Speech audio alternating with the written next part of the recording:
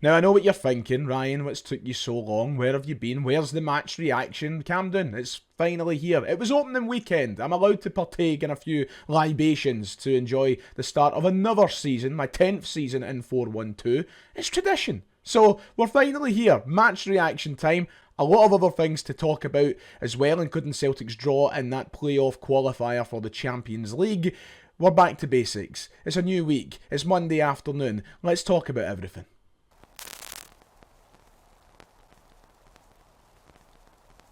If you haven't already, please make sure to hit like and subscribe. It would be much appreciated. I also appreciate all of your patience waiting on my reaction to yesterday's game, the opening game of the Scottish Premiership season, where Celtic took 3 points to give themselves the advantage over Rangers already. Apologies for being so late, but here we are. We'll also be going live on the channel tonight for a deep dive, because we'll kind of rush through things in today's video. So check that out tonight at 7 o'clock. But let's get into today's video. So let's just start off the season by looking at the league table, shall we? Celtic took 3 points on the opening game, and they are one of only 2 sides to take 3 points in the league thus far. That's of course us and Hibernian, who currently sit top of the table, but it's advantage Celtic over Rangers. Rangers dropped points against Motherwell on Saturday evening, which meant we had the job to do yesterday, the easy job to just try and win. And for a long time in that game, we weren't making it easy, were we? So Celtic 1-0 winners over St Mirren yesterday at Celtic Park. The league flag was raised by Paul McStay to mark 4 in a row as we try to make it 5 this season. And it was always going to be a tough game. Look, we were very close to probably a meltdown yesterday, weren't we? Let's cut the crap. I'm not going to beat around the bush. If that game finished 0-0 yesterday, it probably would have been meltdown mode for a lot of people. It comes after a summer of reservations and concerns, mostly towards Celtic's recruitment and the transfer market so far. Yesterday would have been a meltdown if we didn't capitalise on Rangers dropping points. And I would understand that to a certain extent, because, you know, you've got a situation that's unfurled these last few days, with the manager being very honest. You don't want to follow that up with dropping points, especially at home. But one thing I will say is, St Mirren were the least ideal team to play on the opening game, and I truly believe that. I'm not making excuses for Celtic being on the side of poor yesterday. I just think that I would have rather played any team at Celtic Park yesterday, bar St Mirren. And I mean that, genuinely. I'd have rather played Hibs, I'd have rather played Hearts, I'd have played Aberdeen, I'd have rather played anybody than St Mirren, because Stephen Robinson and his St Mirren side are so tough to break down, so tough to beat. And we saw that on the last game of the season. You know, we drew 1 each. We were very lucky through James Forrest in the last kick of the ball to find an equaliser. I had a feeling, and I said it on the podcast on Thursday, I had a feeling that we would maybe be in for that again with just the way that Stephen Robinson sets up his teams. We had to navigate that, and I think without Celtic having an ideal front three going into the first game of the season, it was always going to be much, much harder to break down St Mirren. So I was going into the game with an expectation of difficulty, which maybe made it easier for me to sit through. But as we got to the 60th minute, then the 70th minute, then the 80th minute, and Celtic were still looking for that first goal, and that goal to break the game, things got nervous, and I was dangerously, I was afraid of what could have been the aftermath of the game from Celtic supporters.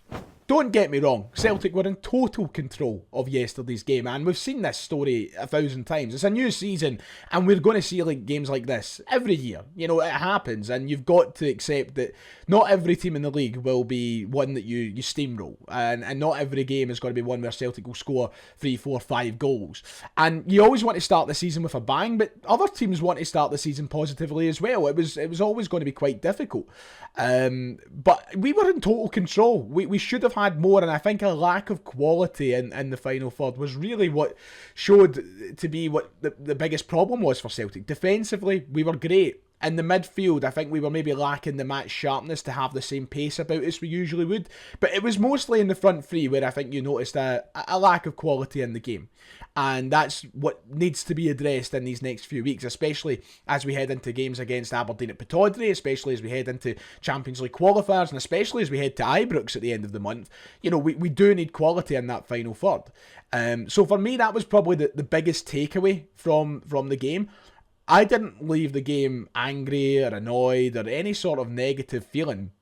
I was just probably more concerned about the additions we now need to make sure that we are able to fire on all cylinders and to be able to be relentless and ruthless in that final third, because I think now we are needing to, and as much as people can support certain players, and I think we all know what I'm alluding to, I think we do need to ask a serious question at this point and go, well, are players good enough? That isn't me turning my back on Adam Ida. It's not. I still think that there is a useful player in there. I will die on that hill. Until the day he leaves Celtic, or until I can defend him no more, I will die on the hill of Adam Ida being a useful player to Celtic. And he's a guy who can score goals. But there's clearly something at the minute that's just not working. I don't know if he's in his own head. I don't know if it's the pressure getting to him. I don't know if it's just a lack of quality. But he's not scoring goals. He's not taking his chances. And the worst part about it for me is, and correct me if I'm wrong here, and if you don't agree, fair enough, I actually thought that yesterday, bar his finishing, he had a pretty good game. I thought his movement was good. I thought his link-up was good. I thought everything bar his end product was fine. But at the end of the day, a striker's job is to score goals. And for as much as an Adam Ida defender I am, and a supporter of him I am, I can't come on and lie. I'm not going to come on here and make up nonsense. He wasn't good enough yesterday in front of goal. And that's the primary target of him, is to score goals. And we can't go on like that. We can't go on thinking that he might have a goal in him, that he might get a chance and he might put something away. No, we need a striker that we can rely on to score goals, no matter the big game or no matter how meaningless a game it is. I've always said that Adam Ida feels like a player that does better under pressure in big moments. I think of those big goals he's scored since he joined in January of 2024. And I think of big moments, Motherwell. I think of Rangers, the cup final. I think of European games. And I think of a guy who's thrived in big moments. But it all means nothing if you can't do it in games where you still need to get 3 points and you still need to win no matter who you're playing. So we need a reliability about our striker. And right now that's not there for me in Adam Ida. As much as I wish for it to be there, he needs to take these chances. That's the worst part about it all, is the fact that there's no other striker at the club that's ahead of him in the pecking order. Kyogo's not here. We haven't spent big money on a striker. He is our big money striker. And he's not taking the opportunities. He's not taking the chances to silence the critics. He's not taking the chances to go, trust me guys, trust me, I can be that striker. And that's really, really frustrating. That's really frustrating, especially somebody who's backed him for so long and wants him to succeed. I don't think that's his final chance by any stretch. I don't think that, his Celtic career's anything to be worried about right now, but I certainly worry about him trying to stake his claim as striker number one. And yesterday, it was a chance gone begging for him, in my opinion. I also don't think it helped that the quality on the right-hand side just isn't there with Yang. I think you saw night and day the levels of player between him and James Forrest when Forrest came on the pitch. I thought he really opened the game up for us and offered more quality on that right-hand side. And by all accounts, I actually think Dyson Maeda, in my opinion anyway, I think Maeda had quite a poor game yesterday. I don't think he was that great.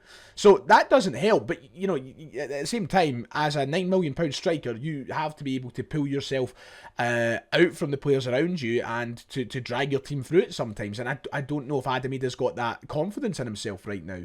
And I want him to find it, but I don't think he can, which is really, really annoying. But yeah, I thought that we just lacked quality in the final third altogether yesterday, which was concerning, and it needs addressed. We need right wingers. We probably need a centre forward. Let's not beat around the bush.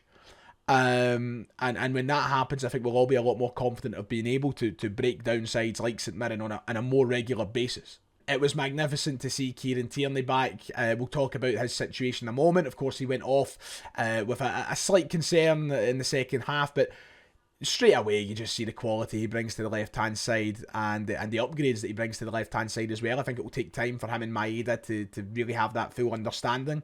I think Maeda's probably still working mentally with Greg Taylor behind him. It's a completely different player than Kieran Tierney. I think you've seen the signs of it progressing, but you've got to be patient with it. But his cross, I mean, he could have had 2 or 3 assists in the first half. And he just looked brilliant. So hopefully he'll be fine. We'll talk about Brendan's comments on him in a moment, but it was great to see him back at Celtic Park. As I said, defensively, I thought we were very, very good yesterday. I thought that when Austin Trusty came on the park, he was brilliant. He has to, for me, he's got to be the starting centre-half beside Vickers. Unless Simpson Pusey comes in and offers something, I'll be bringing another centre-half. But out of Scales and Trusty's just so much better in my opinion. I just thought he was great yesterday when he came on. But I thought defensively we were great. I thought in the midfield, as I said, we were missing that pace. I thought that Rio looked a little bit slower than usual. And then obviously, as I said, I just don't think the quality was there in the final third to link up the midfield and the front three the way that you'd like it to. But we were fine. We were in total control of the game. We found the goal. Big ups to Luke McCowan, who comes on and scores the goal, of course. I've not even mentioned his name. He pulled us out a right rut. And he was good when he came off the bench. Yeah, I mean, solid performances from most players. Just a lack of ruthlessness when going forward that we need to find. Or you will struggle to find these goals in games. You can't always rely on a bit of luck to get you through. And by all accounts, Celtic had a disallowed goal yesterday. We hit the woodwork and other things. Like on another day, we probably scored 3 or 4 yesterday. But yeah, you can't always rely on things going your way. Not concerned, but we need quality in the front three. Slight concerns. A tiny bit of concern.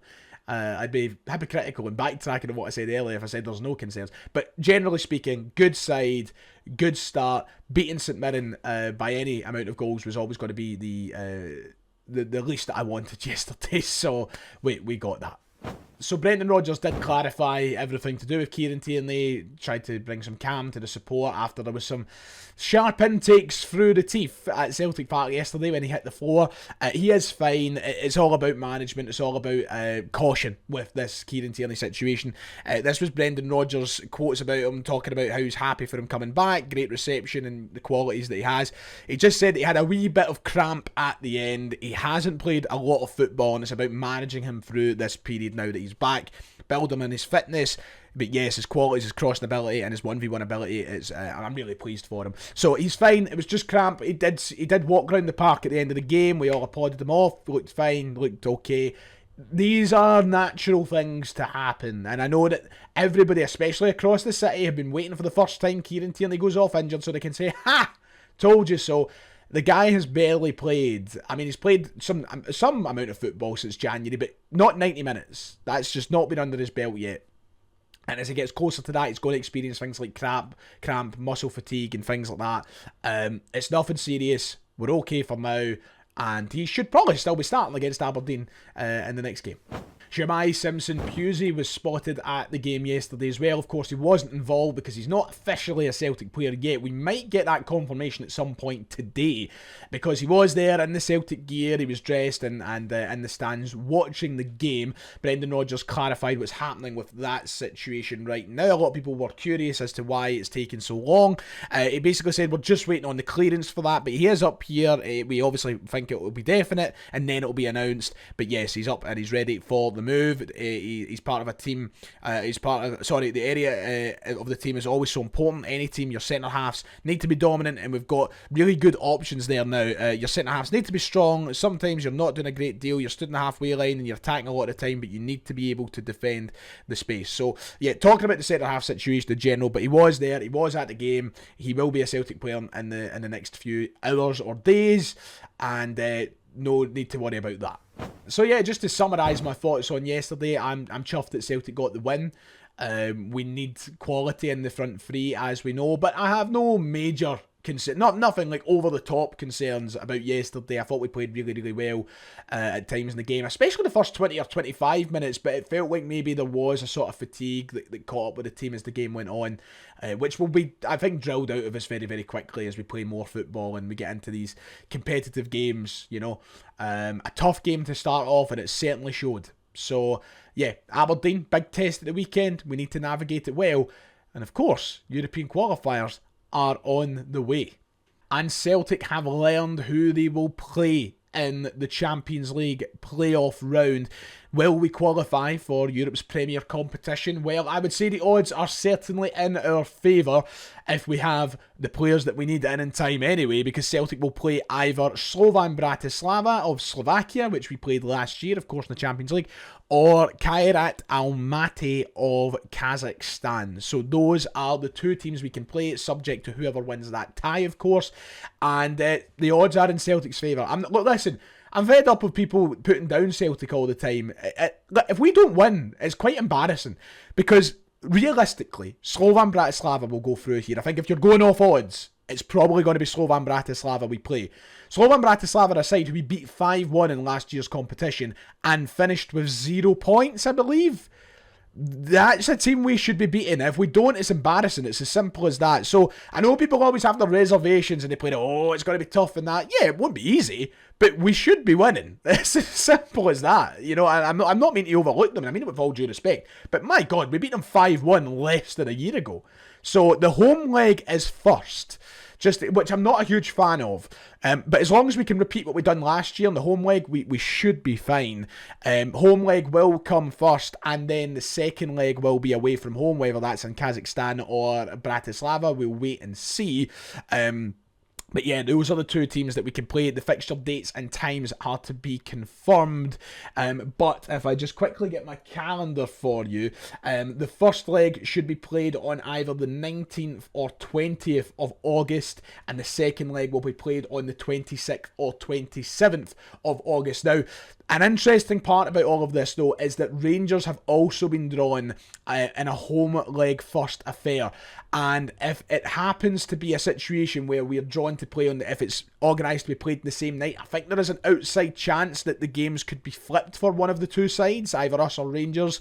Shouldn't happen, but there's a slight chance of that. So, as we said, fixture dates and times yet to be confirmed, but it will be Slovan Bratislava or Kairat Almaty in that game. Right, that does it for today. If you have enjoyed, please make sure to hit like and subscribe. As I said, we'll be going live tonight to discuss things a lot more in depth surrounding yesterday, the Champions League draw, transfers, everything else. Videos you need to kind of rush through it. I apologise for that. But yeah, like and subscribe, and I'll see you all next time.